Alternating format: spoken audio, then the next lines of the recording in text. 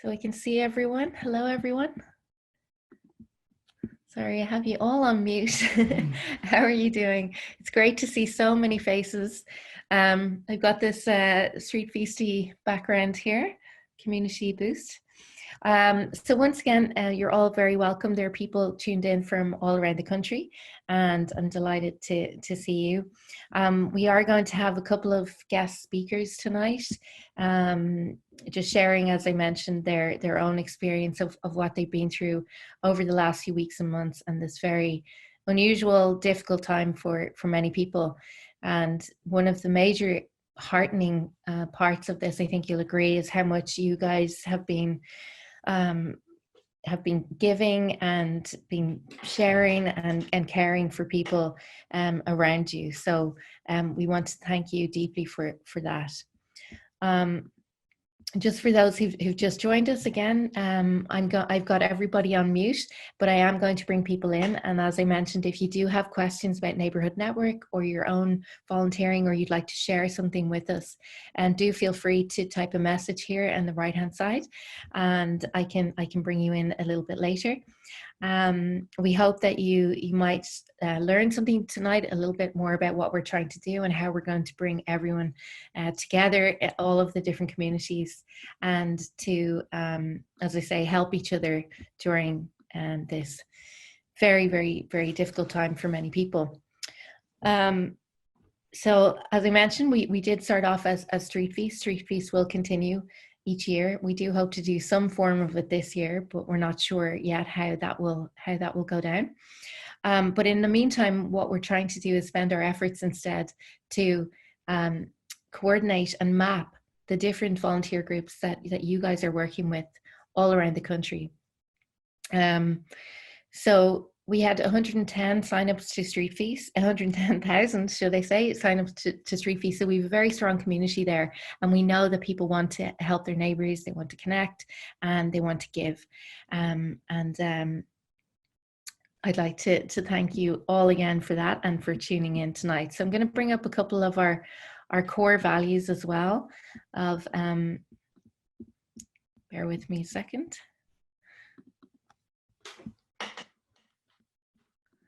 What we've been doing here at Street Feast.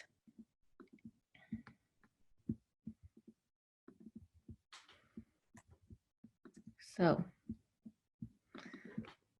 hopefully you can all see this screen. So welcome to Neighbourhood Network. Our vision is to be a successful network of neighbourhood groups where the neighbours help and support their own neighbours. So we'd love for this to happen in every county of Ireland. We know it is already happening, and we're really trying to, as I say, map it and bring it all together and help people share advice so that we're all working in the most efficient way that we can over the next few months. So our mission is to set up a successful and sustainable nationwide learning network of neighbourhood groups where neighbours help and support their neighbours. So it's all about neighbours, as you can see, to inspire communities to respond at a localised street level during COVID-19, connecting neighbour to neighbour. So it will continue, as we know, over the next while, although restrictions will be lifted. We are going to see that people still will need our help, and that over the next few months they're going to need to continue to need to have help and to have people calling in on them. The loneliness during this time has been even more traumatic, I imagine, for many people, and so it's so important that we make sure that each person is accounted for. So just bear with me 1 second.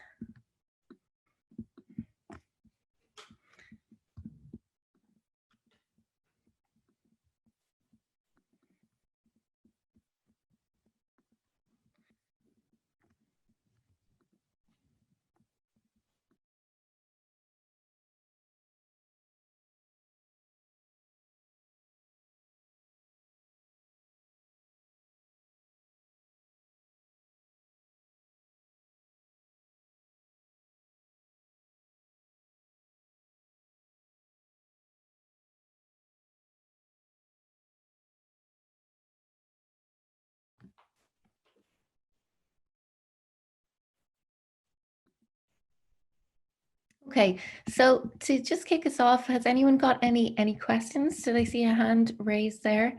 If anyone's got any questions initially before we bring the rest of the panel in, do let me know.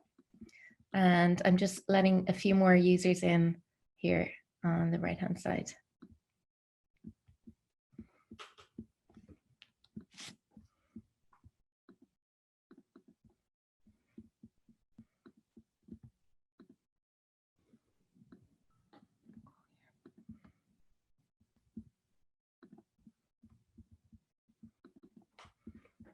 Okay, guys.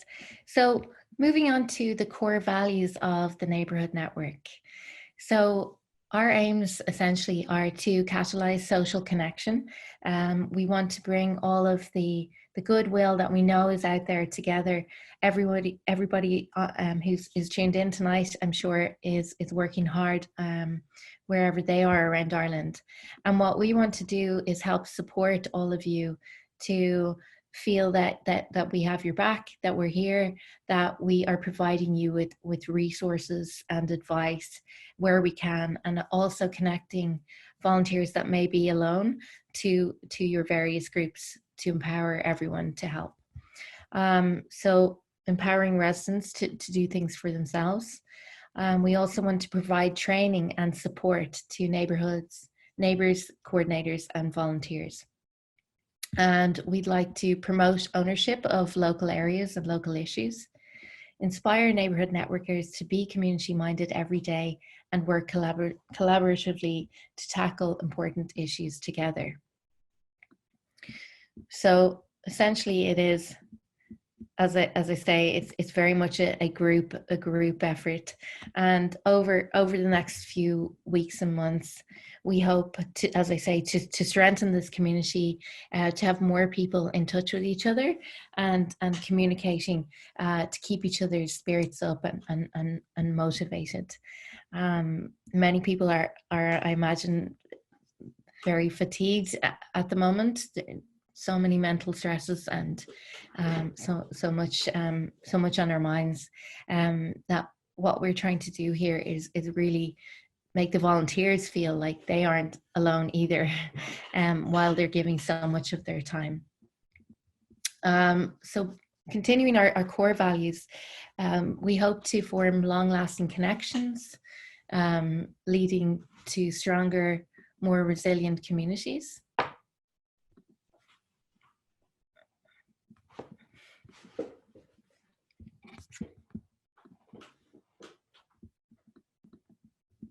To inspire more community-led projects in the future, to motivate and engage neighbourhood networkers with weekly newsletters and webinars.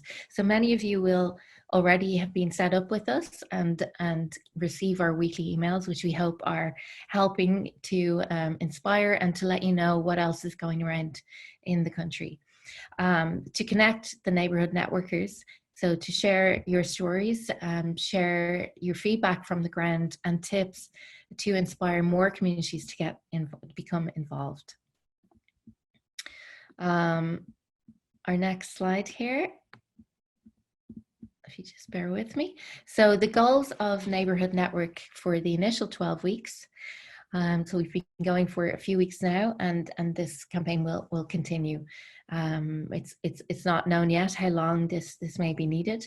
So the initial 12 weeks is our first phase, if you like. So we have designed and branded our Neighbourhood Network campaign.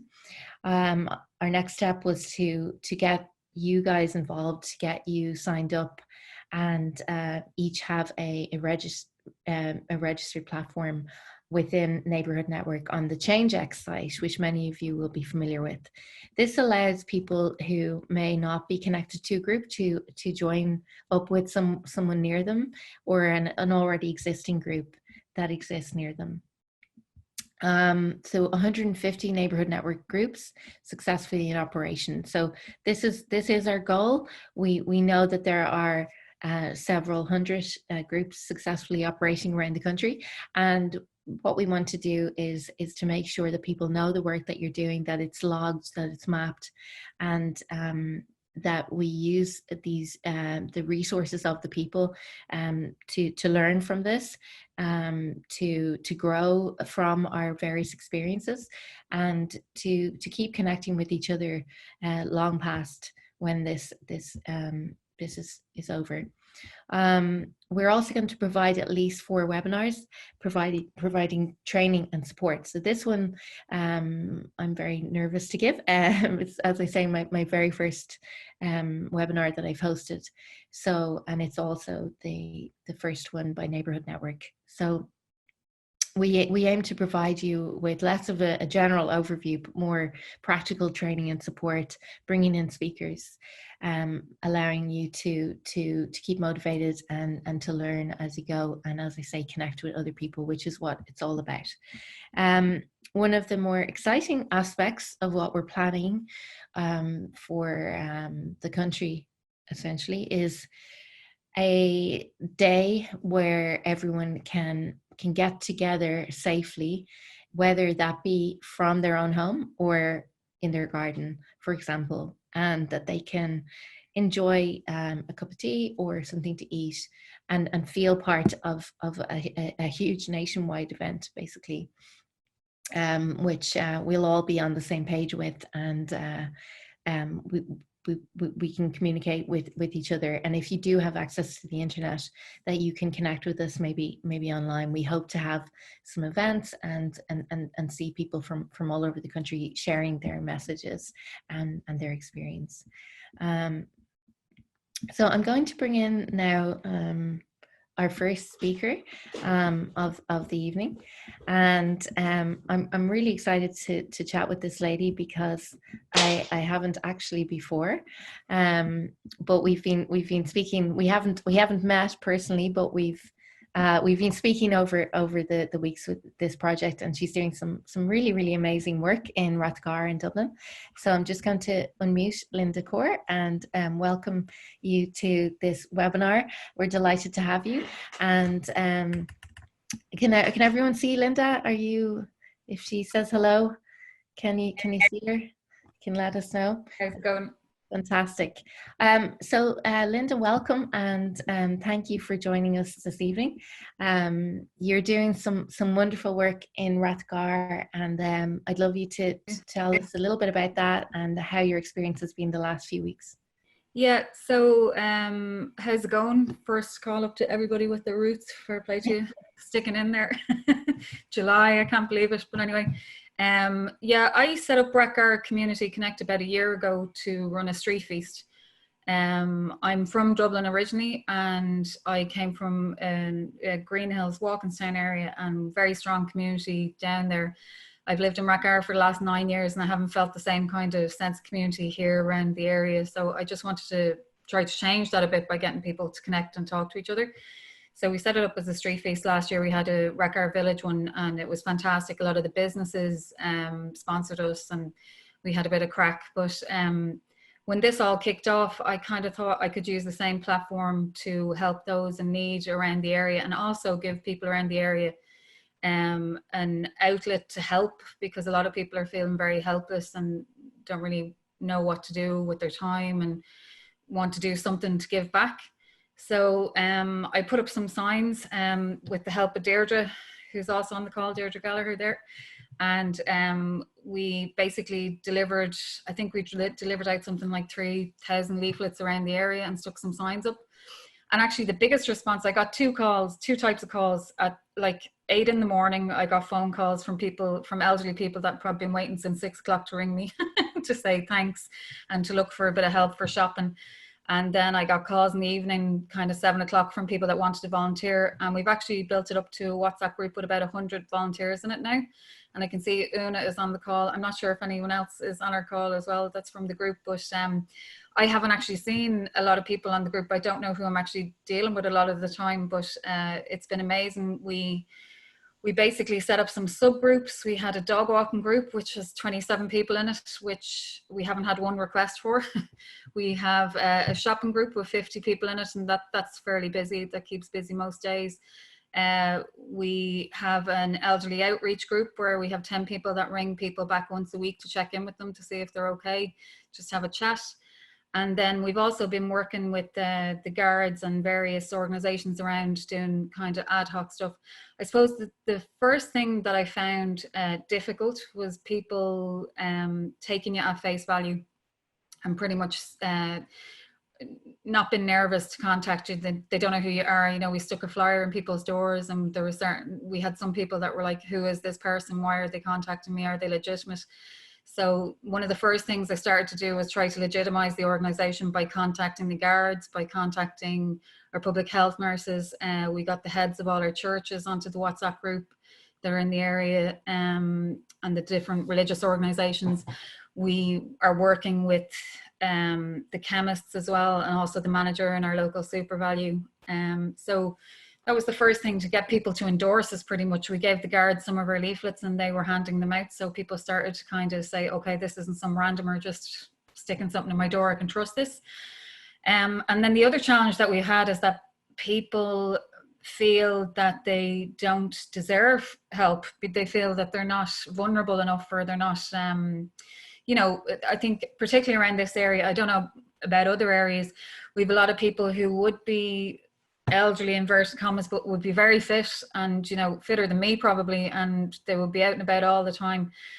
And for the first 2 weeks we had, you know, oh, thanks a million, but I'm fine. And then we had the cocooning guidelines, and all of a sudden these people felt very embarrassed, or different kind of reaction, but they had to then start contacting us to do their shopping. So there's a bit of I don't know what you call it there, but certainly that's a challenge. And I think that remains a challenge, that people are finding it difficult to reach out. And certainly when I've been talking to other volunteer groups in Dublin 12 and Dublin 6, that's a common theme, that they're not getting a huge amount of calls. Now, what I would say is that's indicative of the fact that a lot of neighbours are looking after people, which is fantastic. A lot of families have stepped up.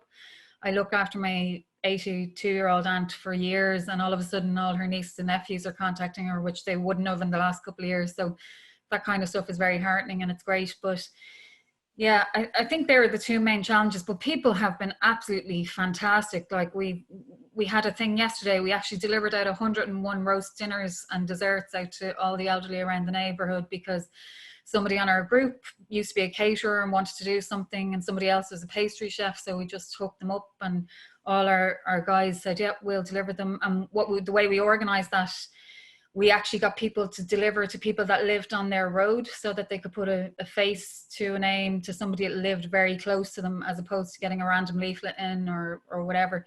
So there was loads of great connections made yesterday. But yeah, I suppose my idea behind the whole thing is to connect people in the area, and for it to be not necessarily a social welfare or a social services type thing, but for it to be an ongoing building of community, you know. But I think I can already see some of my volunteers are like, okay, everybody's allowed out now, so I think that's it. Now we'll start wrapping up, you know. So I would be interested to hear people's opinions now on what we do moving forward, and how to, as you say, retain people's interest and get people to want to move from that phase of helping people who are in desperate need to wanting to be around people that live near them and connecting with them. So that's pretty much it.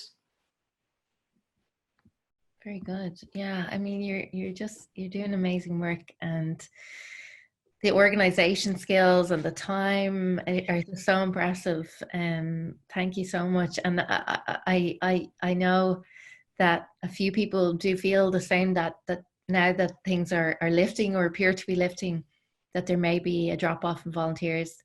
And it's really about how we can learn to keep this up in a very manageable way. I'm sure many of your volunteers and all of you have been run off your feet with what you've been doing, and that's also something that we need to look at, because that is unsustainable, and what we need is more help. And I'm hoping that with the more people that are allowed out and move further, that with that we can spread the responsibilities, I suppose, more evenly among people. Yeah, I'm not sure though, Emily, because I would have to say, I mean, we've about 100 on the group, and people are very keen to help, and we haven't had the volume of calls that we were expecting. So I think it's actually more people are not getting to do. Now, I will say there's people like the likes of Deirdre and Una, I know, or like Una's providing a meal like her Rhoda providing a meal every day for somebody for weeks on end, and Deirdre's doing all my leaflets and things like that and helping out with stuff. But there's a lot of people on the group that aren't getting the opportunity to do, like actually yesterday I particularly picked people that had been very keen to do deliveries because I just wanted them to engage.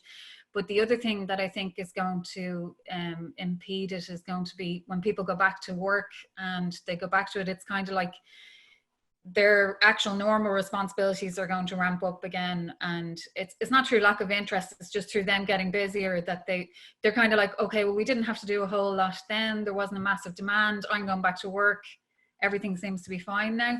And it's that mindset of changing from helping people to actually engaging with people. I suppose that's it's keeping people on and engaged as opposed to asking them to help, you know. So I actually don't think, well, I don't now, there's days when I've been run off my feet, but generally speaking, I don't think volunteers have been run off their feet that much. I think people are, the community has really stepped up an awful lot. But yeah, I think it's more a case of people feeling there's not a need now as much, and maybe just, as I said, kind of engaging because they wanted to help out in a crisis. But going back to that default that we all have, that like, I'm too busy to engage with neighbours, I'm too busy to get into community or do any of that kind of stuff, you know, which a lot of people are because they're just working such long days, you know, whatever it is. But I think that's the challenge more so, is kind of keeping the momentum going in relation to connection. Sure, I get you. We've also got our next speaker who's speaking about something similar, as in it's not the lack of volunteers or people wanting to do things, it's the people who are actually not reaching out for whatever reason it is. So I'm just going to bring in our next speaker, who is one of the volunteer coordinators from Stony Batter here in Dublin. I'm just going to bring Irina in.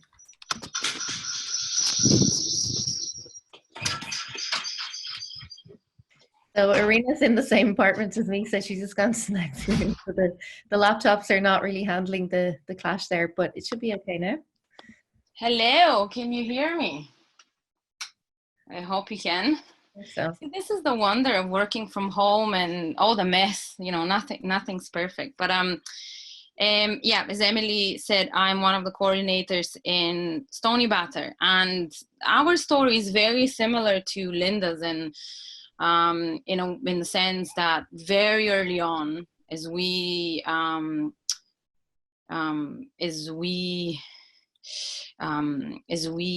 started, as everything started, we you know, produced leaflets, and we went to all the neighborhoods, you know, all the neighbors, and we leafleted them. But you know, we were hoping that, you know, we gave our numbers, we gave our names, and we were hoping that, you know, this way, if anyone needed any support, they would you know, give us a call or something. And turns out that that's not so easy, and people haven't really been reaching out to us as much as we were hoping. And the thing that really worked for us is that we got in touch with our local community center very early on, Anshio, who do Meals on Wheels for senior citizens. And they would normally do them, you know, in the dining hall that they have, and have seniors come in. But obviously, with all the restrictions, that wasn't going to be possible. And for safety purposes, they didn't want to have their driver to deliver them everywhere. So they needed volunteers. And we met up with them very, very early on and established a connection. And that for us has been the great source of our ability to help, because pretty much at this point, the last 2 months, we have been delivering the lunches for between 50 and 60 seniors every day. Initially, that was just Monday to Friday. And then the weekend was included with that as well. So seniors can receive lunches 7 days a week. And that was a great help that we provided for them. And what's interesting that on the back of that, because we were delivering the meals every day, we established, from a safe distance, I should say, we established a connection with at least the seniors that were part of their network. So some of us have since then been doing more errands for the seniors. I personally take care of a lovely lady, Anne, and I do shopping for her every Tuesday and every Saturday. She's tried to convince me to do it on Friday so I can keep my Saturday free. And then I said, look, I really don't have that many plans for my Saturday. You know, it's my social calendar is pretty empty, so don't worry about that. But it's been such a wonderful thing. And then through the work with the community center, we've managed to get in touch with the local Garda station. We've managed to get in touch with Dublin City Council and the community manager there. So currently what happens is that, I'm kind of the hub for kind of the communication. And so whenever a request comes in from Dublin City Council, through their helpline, I would pass it on to the guards, or if it's someone that one of the volunteers has helped before, we'll pass it on to one of the volunteers. So the way I see it is a lot of the work has been, coordinating. And again, Linda, to your point, we've been thinking, different ways that we can engage more people. And Shio have started a newsletter every week that they send to the seniors, encouraging them to call the guards if they need some help with shopping, or to call Dublin City Council. And the reality is that, from the feedback that I'm getting, it's just not that many people are asking for help. And it's, I think it's just this odd thing of, yes, there is a virus out there, but it's somehow elusive, it's somehow abstract. So not many people have really have the fear of, okay, let's I need help. But at the same time, we've decided to always be there, and I actually had a meeting with Anshil today, and we've decided that we'll be helping them at least until September, because we believe that even as restrictions are loosened, still the senior citizens remain the most vulnerable, and we want to be there. So that's kind of the Stony Batter story. I don't know if you have any questions in terms of the way we do things. Yes, thank you, Irina. In the next room, I see we've got a couple of questions coming in, and that's great. And we're gonna leave them, I think, until the end. We will be finishing up at 9, so we won't be running over, and we're gonna stick to our time as well. The next speaker that we're going to speak with, I'm really looking forward to speak with as well, and learn what he has been up to. Just before we do that, I'm just going to show you one more screen moment, and to share with you here, this is our mission at Neighbourhood Network. So in order for us to get where we need to go, we are slowly but surely every day working towards this map. So it begins with our focus, our mission, and our learning section. So we're a small team, but we've divided it up into different tasks and different jobs. And essentially, as I say, the goal is ultimately to unite all of you in some form or another, to feel supported, and to also make sure that everyone around the country feels that there's somebody there for them, that if they need something, they don't feel alone, they don't feel lonely, which we are very aware of as one of the most essential needs, other than food.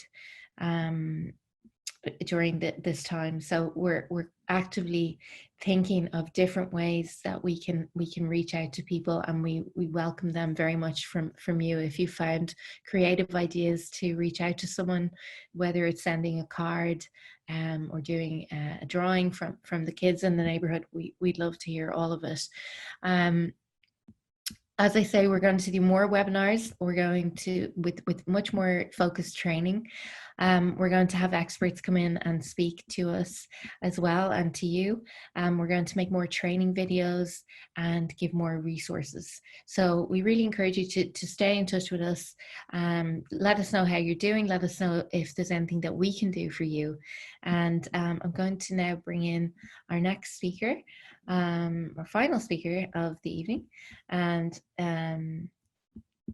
apologies, we'll bring him in now. So this is Chris McCarthy, who has been running the absolutely amazing effort down in Achill Island. And so welcome, Chris, and thank you for being with us this evening. Thanks very much, Emily. Thanks for having me. How are you all doing? I was laughing there. I worked in Stony Batter for 7 years, and I know all Auckram Street. We used to play indoor soccer there, and Stony Batter in Tommy's pub. But anyways, that was years ago. Well, you must come up soon for a drink in Tommy's with all of us when you can. Please God, yeah. So I suppose one thing we're doing differently in Achill was so I suppose on the 19th of March, just after Paddy's Day, our GPs called a community stakeholder meeting, and it was kind of pre the major shutdown or the cocooning, and they had offers of help from various organisations in the community, like the GAA, the golf club, the boxing club. They all wanted to help, but there was no real coordination centre. So I managed the Achill Tourism Office in Achill Sound, and I got permission off our board of directors to turn our office into a coordination centre for the volunteers. So I listened to Irina there and Linda that, we had a phone number that was impersonal. So we didn't have a load of mobile numbers, or we had one. We have a landline, and we done the flyers, and we got the flyers out to about 2,500 residents on the island, and Curran. I think you're familiar with Curran yourself, all that area, and Muncher Curran. So they do Meals on Wheels, and another place in Achill in Keele does Meals on Wheels. So we didn't have to worry about that aspect. But what we did, made ourselves available, was 7 days a week, 9 to 5. We have staff at the end of the phone, and we are doing the back calling on Saturdays and Sundays when it's quiet. So we partnered up with Local Link. The Local Link was a rural bus service that was put into operation about 10 years ago to stop rural isolation. And it's amazing now how it has transpired, and is, instead of isolation, it's bringing help to the isolated. So we coordinate with them every Tuesday, Friday and Saturday. And so basically, if you're isolated, vulnerable, or can't get to the shops in Achill, or pharmacies, or a butcher shop, whatever you want, you ring our number. We have the leaflets. There's a new leaflets going out again tomorrow morning. And they ring in and they chat to the staff. Now, some of them do say, like, we have two staff are really on the phone call days, which are the days before the shopping. And there was a funny incident last week. This man rang up and he said, "Can I talk to Mary B?"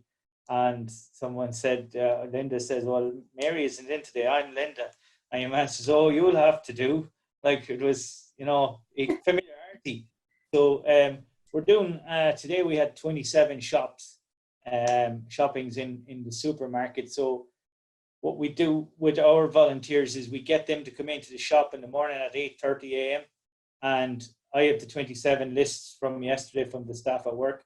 And I give it to, say, if you came in, Emily, you get a list and you go around and do that shopping as best you can for the list of stuff you have. The store has an account, and they send you out the bill. So there's no transaction, there's no money involved. So it's completely free. You come up to me then with the shopping, and we put it into a box, we tag it, and we put it on a combi unit that's brought downstairs and put into the buses at 11 o'clock when they pull up, and they go all around the island. So to that effect, it's working quite well. But I think it could be the number that we have. An anonymous, not anonymous, but it's not a personal mobile phone. They're not ringing me for help. They're ringing this number, and there's staff there that are taking the phone calls.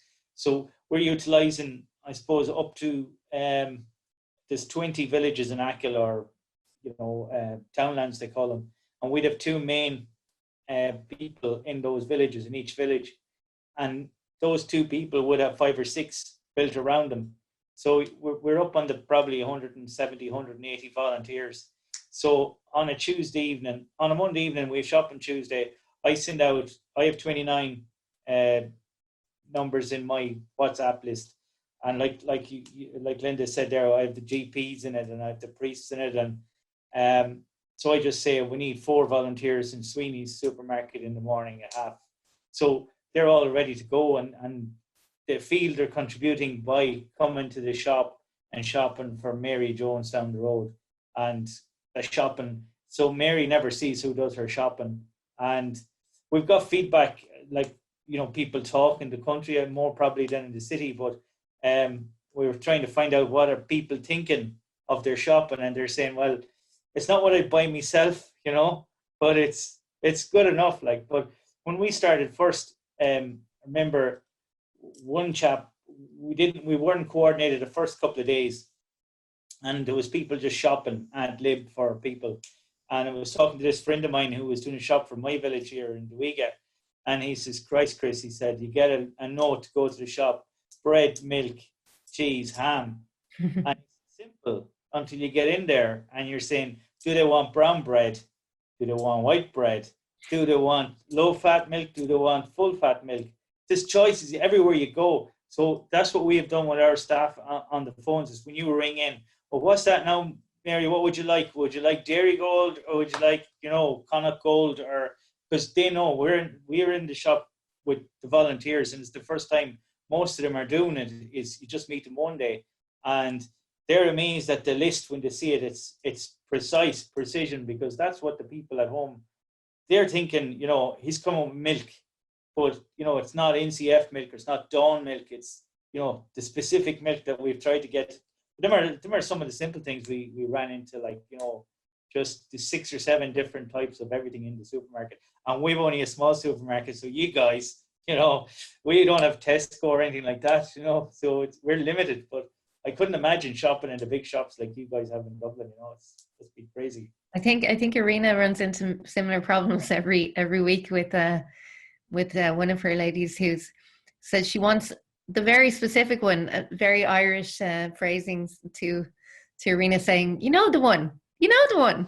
She doesn't know which one, but yeah. So look, everybody is trying to help as best they can, and I suppose is that restriction going to be lifted in a couple of weeks' time? Maybe the elderly are going to be able to go back doing their shopping. We don't know, but we provide the service as long as it's required, anyways. So it's working well. That's excellent. And over the next few weeks, talking about that, and the next few months, have you all discussed in the office what the plan might be? You're still obviously going to do it as long as it's needed. Do you see a situation where less people will take you up on the offer? We don't. Nobody really knows. We've gone beyond thinking now. I don't know what the rest of you think, but it's like kicking the can down the road now until I've a daughter, and she's doing the Leaving Cert, and it's every day it's a different story. And so, like, I don't really know. I don't know where the country is going, where the world is going. Definitely the life we had is gone, and remote working is here with a bang.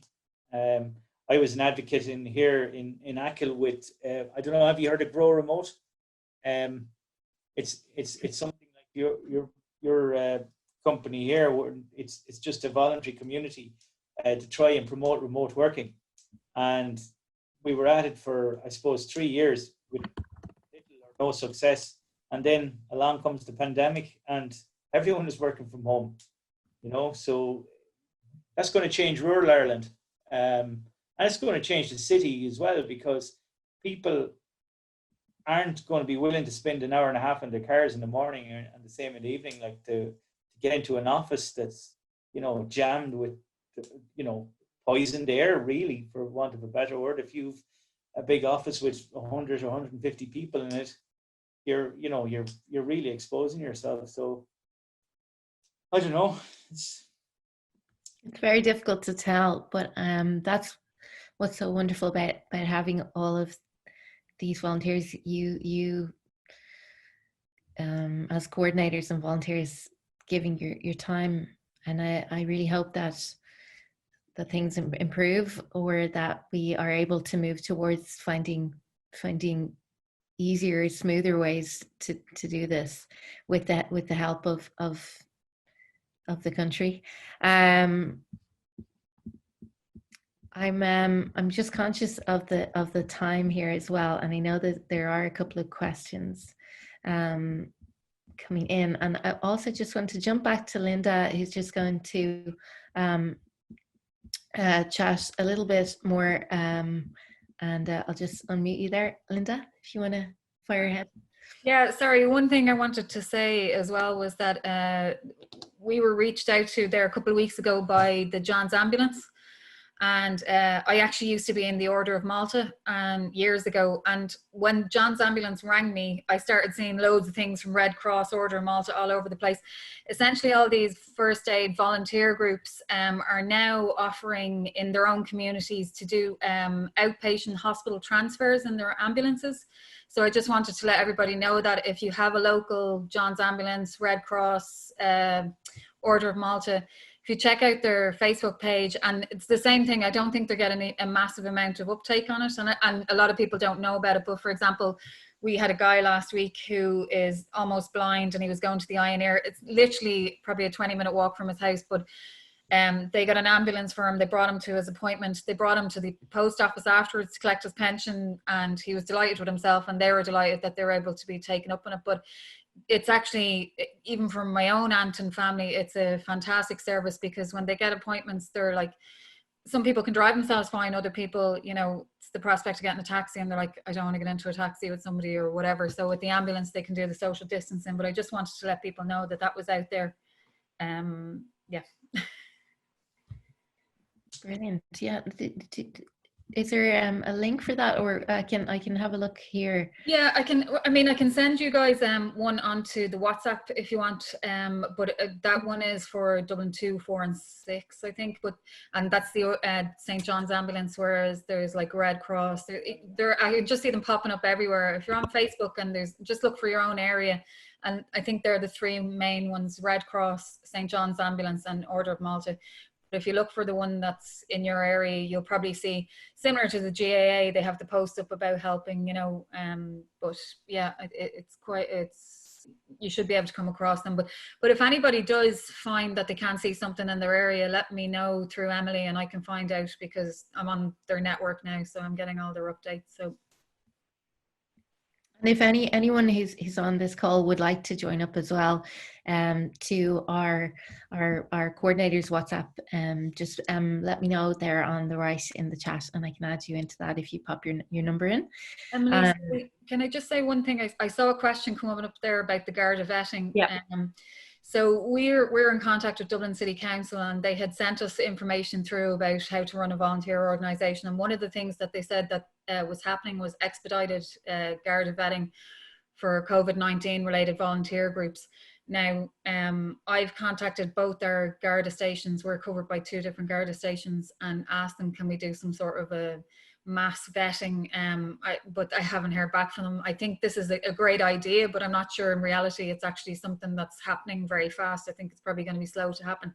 I did have a conversation about 6 weeks ago with the guards when we started this group, and what we've done is we've taken name, address, phone number, occupation, general age. The age is because the guards wanted to make sure that we were sending people who weren't vulnerable into situations. We asked them if they were Garda vetted, but the other thing that we asked them to do is to do some sort of a vouching type thing. So as I added them to the WhatsApp, I asked them to check the WhatsApp group to see if there's anybody on it that they know, and to just message me privately, say, oh, well, I know Sean or whatever, he's on the group, and then people were vouching for each other. But it was like just a rudimentary way of doing it.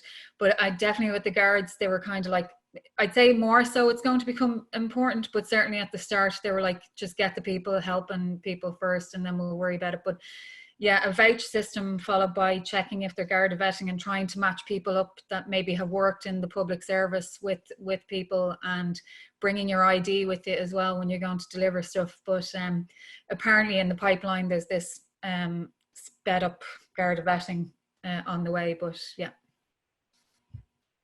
That's brilliant. Yeah, I think, as I say, just at the start, it was a case of like, let's just get everyone out helping. And I think there will be a system developed, hopefully, over the next few weeks to easily Garda vet people. I'm just looking again at a couple of the questions. So we've just got a message here from Jerry Donnelly. He's saying, hi, we in the Tuesday Club have been running a weekly social group for elderly people in the Marino Fairview area. Since the club closed, we have been trying to stay in touch with about 50 members, the vast majority of whom don't have internet or smartphones. We have sent cards with contact numbers, Easter baskets, eggs and cards, which local kids helped with a newsletter, a writing project, and this week a quiz. As time goes on, we get the sense most people are okay for practical things like shopping through friends and neighbours, but it is the lack of social interaction which is really getting hard for people. We have found while people may be reluctant to ask for practical help, they find it easier to take part in an activity like a quiz. So yeah, I think that's a really, really good point, and that they sound like some great ideas. I know the Easter eggs certainly were one used in a couple of places around the country, and I think that's a fantastic idea. And writing cards as well just kind of makes people feel a little less lonely. So that's brilliant, Jerry. So just Charlotte, who asked about the Garda vetting question as well. Charlotte works for, she's there, the Galway County Council, and the support worker for the Galway County PPN, and currently involved in the COVID-19 Community Response Forum. So they've devised a volunteering protocol, and she's just wondering, do other groups and councils have this too? So it might just quickly open that up to hi hi Charlotte, to the other panelists, if you want to pop in with that, with anything you've to say about protocol. Yeah, I think, Charlotte, that's such a great point about the volunteering protocol. And I would say at the very beginning, that was one of the first things that we thought about. And for us, what we focused on really was door protocol, because obviously, especially in the first few weeks, we knew social distancing and we knew 2 meters apart, but we weren't sure how to proceed with that, especially with the lunches. So actually one of the volunteers in my group, she's a researcher with Maynooth University, and a friend of hers is with the HSC. So they worked on a door protocol, and we distributed this very early on in the group. So I think it's very, very essential. I know that Neighbourhood Network have a really good volunteer guide as well, and are working on stuff to useful materials. But I see it as the most essential thing, because no one is really sure how to proceed. And I think especially now as restrictions are kind of loosening, it's going to be a bit like, oh, does that mean? I had the lady that I was talking about earlier the other day. She was like, did you hear they changed the restrictions from 2 meters? Now it's 5 meters apart. Oh no. Like, no, Anne. It's from 2 kilometers to 5 kilometers that you can walk. So I think everyone's just really confused. So the more helpful information you can give, the better. And to go back on your original question, similarly to Linda, what we did at the start is, because there was no expedited Garda vetting, I spoke to the chief superintendent in our local Garda station, and he said, look, as long as you have a list of everyone, 2 names, phone number, and address, and then give us that list. That for the time being is now we're aware of what you're doing. We're happy to support you. So on a few occasions when they were a bit like, oh, is it someone, like we had someone with a Northern Irish number, so they went like, oh, is that someone sketchy? And it's like, no, I have this person, so they would call me. So I think sounds like maybe DCC are doing something, or county councils, but I think having a list for the time being is still sufficient. Fantastic. Yeah, great. That's helpful. I was just hoping for maybe as times progress, and things progress and things change, if anyone knew of like where you could kind of get up to date kind of information on that. I think we have national ones that were sent out by the stakeholder group. But they weren't as detailed as what people wanted. People really wanted kind of, well, what's actually, allowed. But no, that's great. That's helpful. It's kind of evolving as we go along, I suppose, isn't it? It is, for sure. And we do have resources on the Neighbourhood Network Change X site as well that Great. We are attempting to keep up to date with the latest HSE guidelines. And it is a case, I suppose, of it's very tailored to individuals in a way, depending on how well you know the person. But I'm not going to attempt to give official protocols. But I think just being as conscious and safe as we can, and following the details that we've been hearing so much over the last few months is what we can do. And we've just a couple of minutes left. I'd just like to ask them to the speakers, what you think of how we can build community connections, while we are potentially social distancing over the next 6 to 12 months. So if I can just bring you in, if you want to just give a brief thought on that, and we'll just get the 3 panelists in there at the end. If that's okay. So I'll just kick off with yourself, Linda.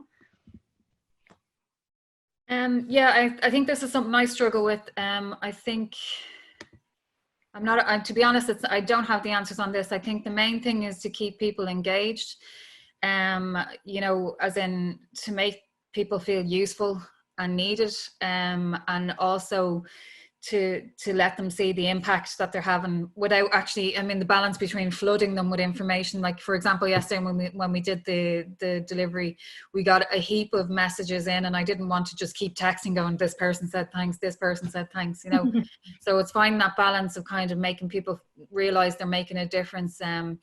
But it's something I struggle with, how to, all I can do is just keep talking at people and keep telling them, keep engaging them as much as I can. And, but I do worry, as I said, that people kind of might take the foot off the pedal and kind of go, it's all grand now. And I'd hate to think it was just going back to normality as it was before, because I think people are fundamentally changed over this, but it's something I think that's going to evolve over the coming weeks, and I'll be very interested to hear how people are getting on in other areas, Absolutely. And we will attempt to keep everybody updated with what is going on. Just want to thank you all just before we hear briefly there from Chris and Irina. Thank you all so much for joining us. We will have more of these, so do stay tuned. As I say, they'll might be less amateur-y by me, and hopefully slicker. Just want to mention as well that our team, we're still evolving, we're still working on this, we're very much in beta form. So thank you for being understanding about the plans and the mind maps and all that. We're still getting to know who we are, so and what we're doing. So just, yeah, Chris, if you could let us know as well what you think of that. Yeah, I was just going to tell you there was a grant out. I was trying to Google there if Irina wants to talk, and I'll just check where there's a grant. Sure. You can... So yeah, Irina, what do you see for the next few months? Big question. I think, yeah, that's, and I have exactly 0 minutes. I guess my thinking has slightly evolved, and is when I got in this originally, it was all about, let's help. This is like, it's war, how can we do, better provide help. So once we got connected with Dublin City Council, I was like, oh, we should, kind of keep the other conversations to a minimum. And because so we can always see the calls for help. And what I've come to think is that one of the greatest things that has happened through that WhatsApp group, which has not necessarily always had a lot of calls for help, is the connection that we've built within each other. It's currently around 100 people, and the sharing that happens from someone working in a Voca and they have a dozen loaves of bread and asking if people want it, or people sharing videos of the bingo that's happening in their area. I think one of the ways that we are going to keep this going, if we let a bit of fun stuff in as well, and as much as we're helping and providing help, I think it's important to also always have that, a bit of, silver lining, more cheerful aspect to it, and allow for it. And I personally see it as a fault of mine, that I initially disregarded this as, this connection needs to be utilitarian, it needs to have a purpose.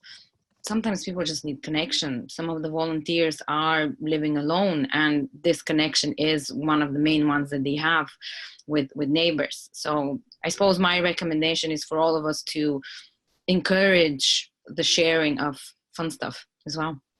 Brilliant. Absolutely. We're hoping for that. Definitely. Ailish is giving you a round of applause there, Irina.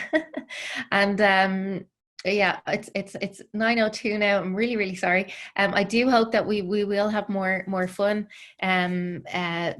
injected into all of this for everyone involved, with also being very mindful that so many people have lost somebody in their family, and that the people are suffering very, very badly through this. So a balance of, I guess, keeping spirits up and but also being very aware of the grieving that needs to take place as well.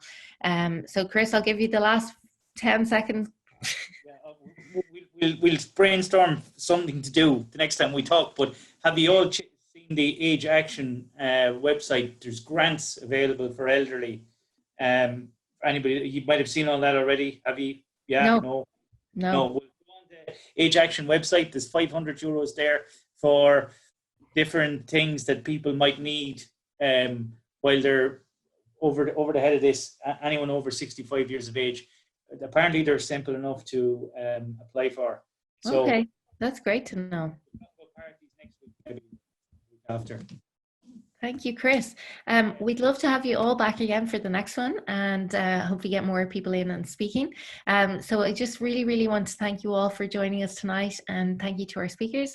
And thank you, Deirdre, Linda, Charlotte, Chris, Peter, Sam, Bernie, Pam, Mirren, Ailish, Irina, Barbara, Grania, all of you. Thank you so much for joining us. And stay tuned to Neighbourhood Network. Thank you for all the work you're doing, and have a lovely evening. Take care, everyone.